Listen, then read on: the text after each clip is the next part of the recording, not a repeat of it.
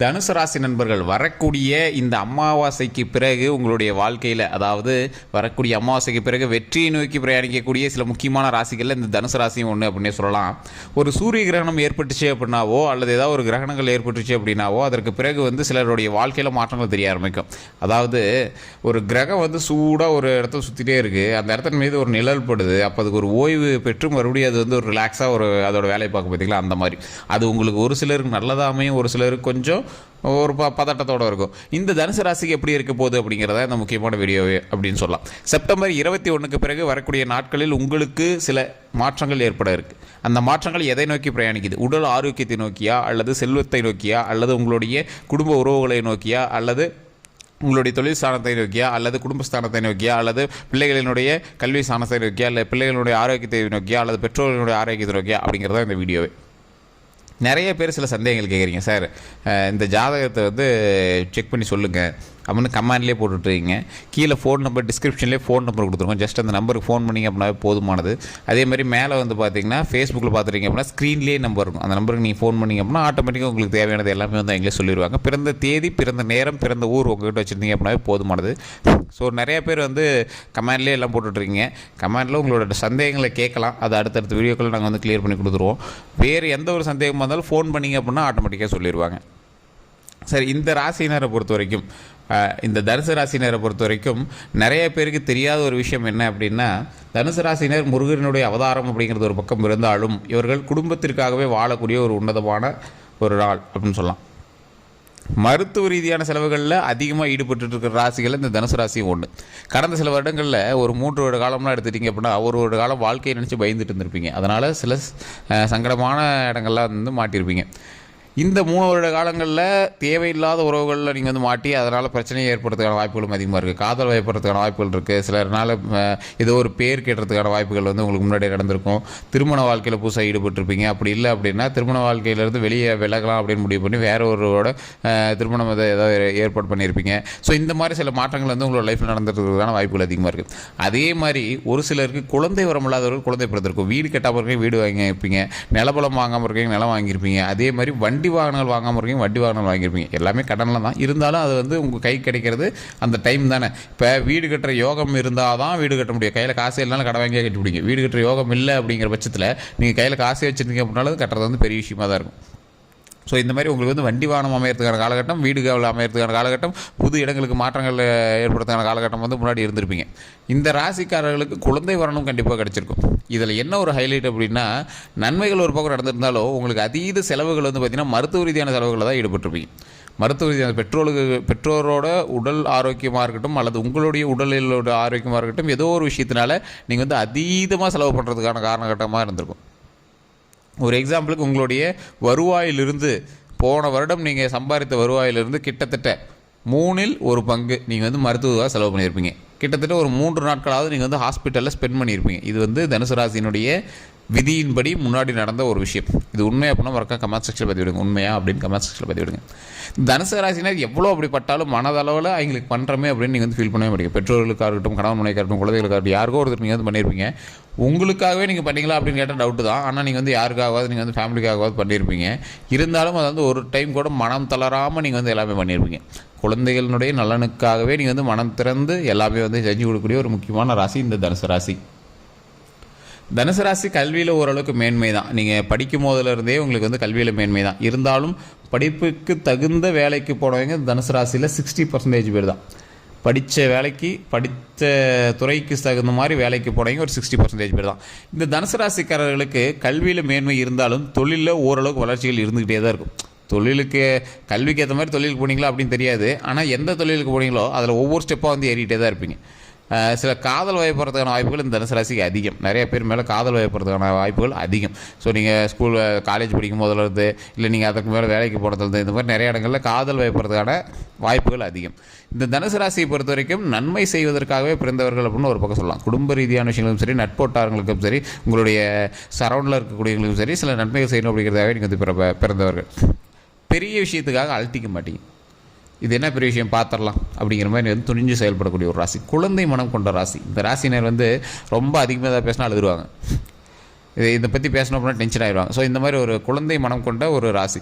இந்த ராசியினருடைய அன்றாட வாழ்க்கையில் அவங்களுக்கு எது தேவை அப்படின்னு பார்க்கும்போது எங்களுக்கு முக்கியமான தேவை ஃபேமிலி அப்படின்னு வருவாங்க. ஒரு சில டைமில் அந்த ஃபேமிலியை எங்களுக்கு வந்து ஆப்போசிட்டாக அமைகிறதுக்கான வாய்ப்புகளும் அதிகம். இவங்க எதை நோக்கி பிரயாணம் பண்ணுறாங்களோ அது ஆப்போசிட்டாக திரும்புறதுக்கான வாய்ப்புகள் அதிகம். இப்போ ஒரு எக்ஸாம்பிளுக்கு இவங்க வந்து இப்போ ஒரு 60-70 வயசில் இருக்காங்க அப்படின்னா சின்ன வயசில் வந்து ஃபுல்லாக குழந்தைகளுக்காகவே வந்து டைம் ஸ்பெண்ட் பண்ணியிருப்பாங்க, எல்லாம் பண்ணியிருப்பாங்க. ஆனால் இப்போ குழந்தைகளே எங்களுக்கு ஆப்போசிட்டாக திரும்பியிருப்பாங்க, கணவனுக்காக ஸ்பெண்ட் பண்ணியிருப்பாங்க, கணவனே ஆப்போசிட்டாக திரும்பியிருப்பாங்க. இந்த மாதிரி ஒரு சில காலகட்டங்களில் அவங்களுக்கு ஆப்போசிட்டாக வந்து எங்களுடைய உறவுகள் திரும்புவதற்கான காலகட்டம் அதிகம்.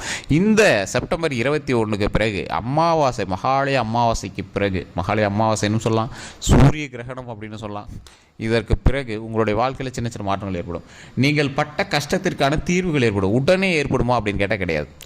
ஏன் அப்படின்னு கேட்டிங்கன்னா, அந்த கிரகங்கள் சூரிய கிரகம் ஏற்பட்டு அதிலிருந்து சிறிது நாட்கள் ஏற்பட்டு அதற்கு பிறகு தான் வந்து கிரக அமைப்புகள் ஒவ்வொரு இடத்துல வந்து அப்படியே செட்டில் ஆகும்.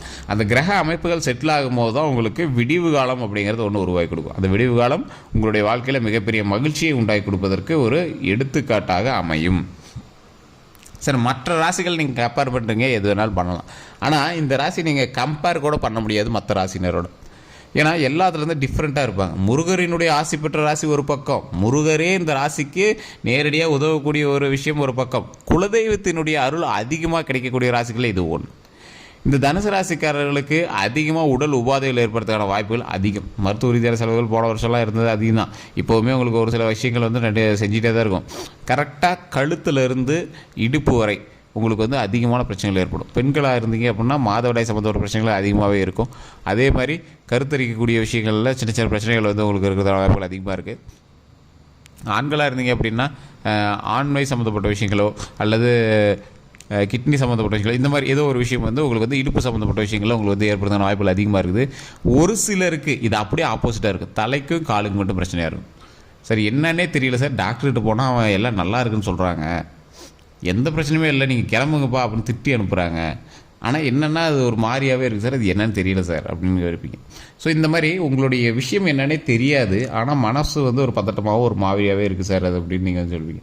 இதற்கு மேலே அந்த பிரச்சனையே இருக்காது. உடல் ஆரோக்கியமும் நீண்ட ஆயுளும் இருக்கக்கூடிய ஒரு காலகட்டம், மன மகிழ்ச்சியாக உடல் ஆரோக்கியமாக இருக்கக்கூடிய ஒரு காலகட்டமாக வரக்கூடிய காலகட்டங்கள் அமையுதுங்க.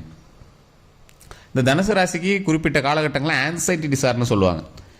ஒரு அமைதியாகவே இருப்பீங்க, தேவையில்லாமல் டென்ஷன் ஆகும், சண்டை அது மாதிரி பண்ணிப்பீங்க, போய் மற்றவங்கிட்ட பேசினா தான் கொஞ்சம் ரிலாக்ஸாக இருக்குது, வேலைக்கு போனால் தான் ரிலாக்ஸாக இருக்குது, ஏதாவது ஒரு நண்பர்கள்ட்ட பேசிட்டு இருந்தால் தான் ரிலாக்ஸ் ஆகுது அப்படின்னு நான் போய் ரிலாக்ஸாக இருப்பீங்க. ஸோ அந்த மாதிரி விஷயங்கள் வந்து உங்களோட லைஃப்பில் நடந்துட்டு இருக்கும்போது கொஞ்சம் ஓரளவுக்கு ரிலாக்ஸேஷன் நடந்துட்டு இருக்கு அப்படிங்கிற மாதிரி ஒரு மைண்டு கொஞ்சம் ரிலாக்ஸ் வச்சுருப்பீங்க. ஸோ இந்த மாதிரி டைமில் தான் உங்களுக்கு வந்து மனசு வந்து ஓரளவுக்கு ரிலாக்ஸாகவே இருக்கும். மனிதர்களோடு நீங்கள் எப்போ இணைந்து செயல்படுறீங்களோ அப்போ தான் உங்களோட மனசு வந்து ரிலாக்ஸாக இருக்கும். இருந்தாலும் உங்களுக்குன்னு ஒரு பவர் இருக்குது. இந்த தனுசு ராசினர் அவங்களுக்கு அவங்களே செட் ஆகிறாங்களா அப்படின்னு பார்த்தா இவங்க தொட்டு கொடுக்குற எல்லா விஷயமும் தொடங்கும் மற்றவங்களுக்கு. ஆனால் இவங்களுக்கு எந்த ஒரு விஷயம் எடுத்தாலும் அது டிலே ஆகியோ அல்லது அவங்களுக்கு கொஞ்சம் ஆப்போசிட்டாக திரும்பியோ அதுக்கப்புறமேட்டு தான் அவங்க வந்து செட் ஆகுவாங்க. ஒரு இடத்துக்கு வேலைக்கு போகிறாங்க, ஃபஸ்ட்டு எங்களுக்கு செட்டே ஆகாது, அப்புறம் அப்படியே இங்கே பழகிடுவாங்க, அதோடு அப்படியே இணைஞ்சிருவாங்க, அதோடு அப்படியே செட்டில் அப்படியே மேலே வந்துடுவாங்க. ஒரு திருமண வாழ்க்கை ஃபஸ்ட்டு ஸ்டார்டிங்கில் செட் ஆகாது, அப்படியே எங்களோட இணைஞ்சு அப்படியே மேலே செயல்பட்டு அவங்க தான் உயிருங்கிற அளவுக்கு ஆயிடுவாங்க. காதல் வாழ்க்கை ஃபஸ்ட்டு செட் ஆகாது, அப்படியே உள்ளே போய் இணைஞ்சு அப்படியே மேலே செட் ஆகி மேலே வந்துடுவாங்க. ஸோ இந்த மாதிரி ஒவ்வொரு விஷயத்துலையுமே வந்து பார்த்திங்கன்னா ஸ்டார்டிங்கில் வந்து உள்ளே பூதுவாங்க, அது ஒரு நெகட்டிவ் தாட்டோடு வெளியே வரத்துக்கு பார்ப்பாங்க, மறுபடியும் அதோட செட்டில் ஆயிடுவாங்க. ஸோ இந்த மாதிரி வண்டி வாகனம் எடுத்தால் கூட அந்த வேரியேஷன் எங்களுக்கு இருக்கும். ஒரு சின்ன தடை ஏற்பட்டு அந்த தடையின் மூலமாக மனசு ஒரு வருத்தப்பட்டு மறுபடியும் அந்த வாழ்க்கையை வந்து தொடர்ந்து அதில் வந்து மனமகிழ்ச்சி பெறக்கூடிய ராசி இந்த தனுசு ராசி. உங்களுக்கு நான் சொல்கிறது புரிஞ்சிருக்குன்னு நினைக்கிறேன். எந்த ஒரு வாழ்க்கையாக இருந்தாலும் திருமண வாழ்க்கை உள்ள போய்ங்க, மாமனார் மாமியார் ரொம்ப டென்ஷன் பண்ணுறாங்க, அதுன்ட்டு அப்படியே உள்ளே போய்ங்க, இருந்தாலும் அப்படியே சரி பண்ணிவிட்டு அப்படியே மேலே வந்துடுவீங்க, அவங்க ரொம்ப ஜெல்லாயிருவீங்க. ஸோ இந்த மாதிரி தன்னுடைய வாழ்க்கையில் மிகப்பெரிய மகிழ்ச்சிக்காகவே வாழக்கூடியவர்கள் தனுசு ராசி. இருந்தாலும் அந்த மகிழ்ச்சி எதை நோக்கி இருக்கணும், எங்களோட குடும்பத்தை நோக்கி இருக்கணும், அந்த குடும்பத்தில் இருக்கிற எல்லாரும் மகிழ்ச்சியாக இருக்கணும் அப்படின்னு சுயநலத்தையும் சுயநலமாக நினைக்கக்கூடியவர்கள் தனுசு ராசி. மற்றவர்களுடைய சந்தோஷம் தான் எங்களுடைய சந்தோஷம் அப்படின்னு வாழக்கூடிய தனுசு ராசி. இது உண்மை அப்படின்னா மறக்காம கமெண்ட்ஸ் பதிவிடுங்க. இந்த உடல் ரீதியான உபாதைகளும் மருத்துவ செலவுகள் மட்டும் இல்லை அப்படின்னா உங்களுக்கு வந்து மனசு அவ்வளோ சந்தோஷமாக இருக்குங்கிற ரேஞ்சு தான் இப்போ இருப்பீங்க. கடன் பிரச்சனைகள் ஓரளவுக்கு இருந்தாலும் அதை அடைக்கக்கூடிய அளவுக்கு உங்கள்கிட்ட தெம்பு இருக்குது, வருவாயும் இருக்குது, அதை சரி பண்ணிக்கலாம் அப்படிங்கிற மாதிரி தான் நீங்களும் இருப்பீங்க. ஸோ இந்த மாதிரி நிறைய விஷயங்கள்னால பாதிக்கப்பட்ட நீங்கள் உங்களுடைய வாழ்க்கையில் வெற்றி பெறுவதற்கு ஒவ்வொரு படிக்கட்டாக நீங்கள் நடந்துகிட்டே வந்துட்டீங்க. அதை கலைப்பதற்காக பின்னாடியே உங்களுக்கு பின்தொடர்பவர்கள் அதிகம், நம்பிக்கை துரோகிகள் அதிகம். ஸோ அந்த இடத்துல கொஞ்சம் ஜாக்கிரதையாக இருந்தீங்க அப்படின்னா வாழ்க்கையில் முன்னேறுவதற்கு மிகப்பெரிய மகிழ்ச்சியான ஒரு தருணம் கிடைக்கும் போது சூரிய கிரகணத்துக்கு பிறகு இந்த அமாவாசைக்கு பிறகு உங்களுடைய வாழ்க்கையில் மிகப்பெரிய நல்ல மாற்றங்கள் ஏற்படுறதுக்கான வாய்ப்புகள் அதிகம். ஸோ குறிப்பிட்ட நண்பர்கள்கிட்ட எப்போவுமே தொடர்பில் இருங்க, எதிரிகளை விலக்கிடுங்க. சார் இதில் யார் எதிர்னே தெரியல சார். நண்பன் தான் சார் சில நேரத்தில் துரோகியாக இருக்கிறார் அப்படின்னா உங்களுடைய கோபத்தினால் அவர்களை துரோகியாக நினைத்து கொள்கிறீர்கள், அவ்வளோதான். இல்லை சார் அப்படிலாம் நிறைய பேர் ஏமாற்றிருக்காங்க அப்படின்னா அவங்கள ஸ்கிப் பண்ணிடுங்க. ஸோ அதனால் நினச்சி நீங்கள் வந்து மைண்டை ஸ்கிப் பண்ணி மைண்டை வந்து ரொம்ப குழப்பிட்டு இருக்க வேண்டிய அவசியம் இல்லை. உங்களுடைய வாழ்க்கையை நீங்கள் தொடர்ந்து பார்த்துட்டே இருக்கலாம். ஸோ கடவுள் கொடுத்த ஒரு மிகப்பெரிய வரப்பிரசாதம் இது.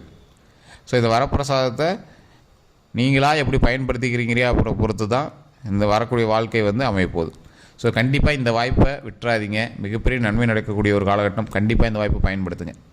வேறு ஏதாவது சந்தேகங்கள் இருந்தது அப்படின்னா டிஸ்கிரிப்ஷனில் ஃபோன் நம்பர் இருக்குது, ஸ்க்ரீனில் ஃபேஸ்புக்கில் ஃபோன் நம்பர் கொடுத்துருக்கோம். கண்டிப்பாக அந்த நம்பருக்கு கால் பண்ணி நீங்கள் வந்து பேசி தெரிஞ்சுக்கலாம். எல்லோருக்கும் நன்றி நண்பர்களே.